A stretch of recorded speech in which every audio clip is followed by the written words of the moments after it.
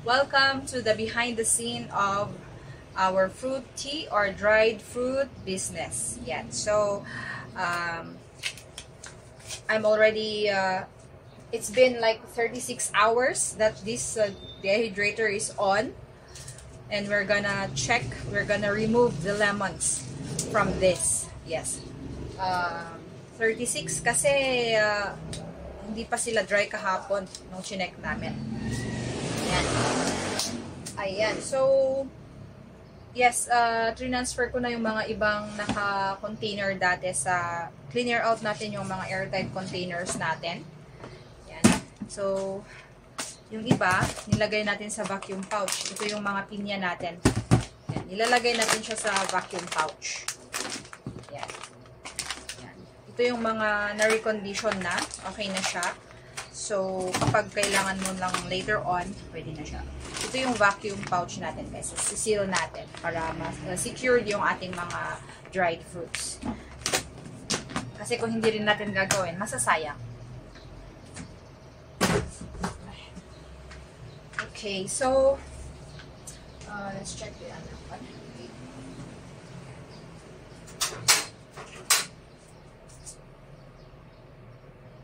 Okay.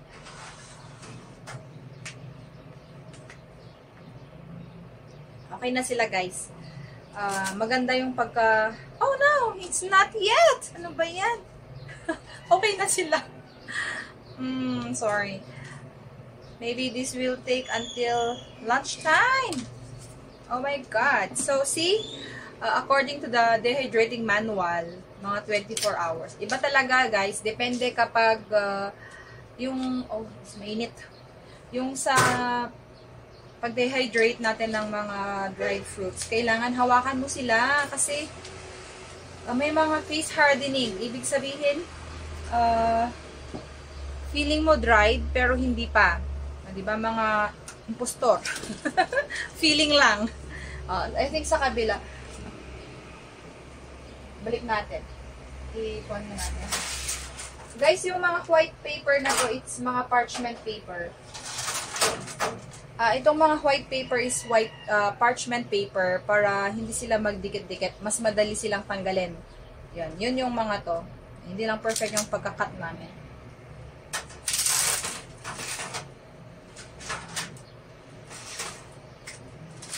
This needs more time. How about the other one? Saan yung saksak? Okay lang.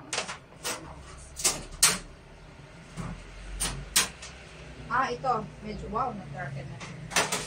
Ayan, talagang fully dried sila. Ito ang fully dried, guys. Ayan. So, of course, what we have to do is to lagay sila sa ating mga, wait, I'll show you. So, ilagay natin siya sa airtight container. Ito, guys, condition natin siya. Pero,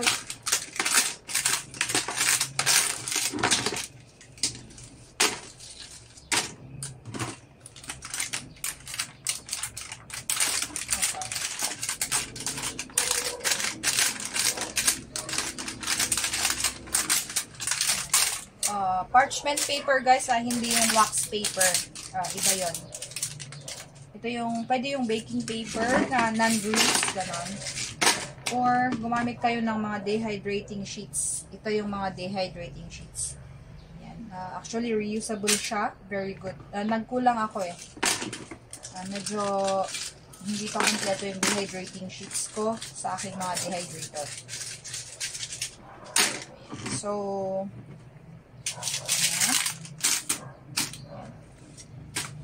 yung mga parchment paper, maganda siya. Maganda ang parchment paper, guys, para sa mga pinya or apple, yung mga nagdidikit.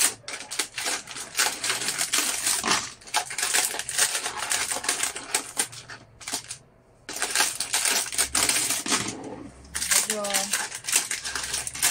kapag yung dehydrating sheets, madali siyang matanggal. Ganito, guys. i-secure natin.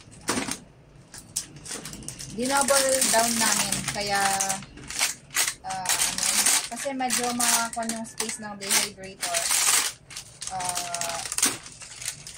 para maging efficient na din.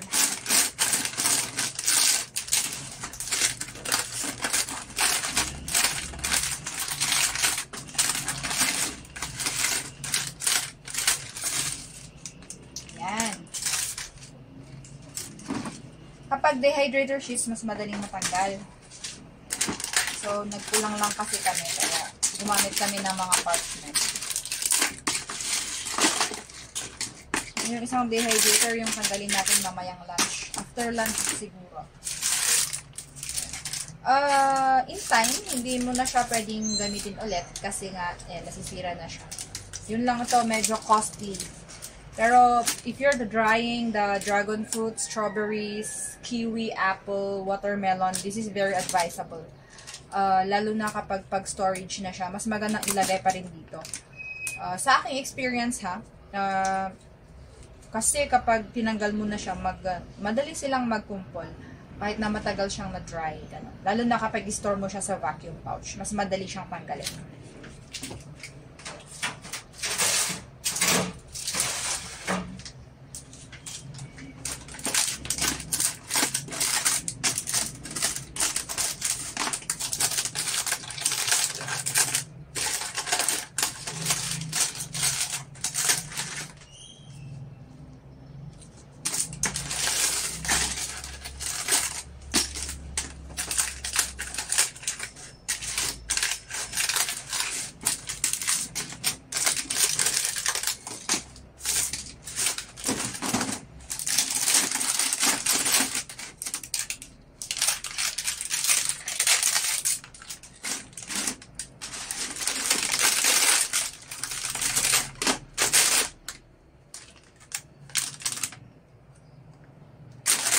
Ang gaganda nila. Lalo kapag yung yung orange, yung yellow na part. Ang ganda. Sa lemon guys, kapag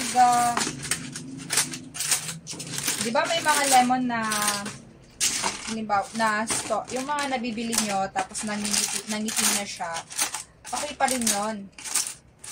Dahil yun sa sugar content ng yung Glocos. Oh, wait lang.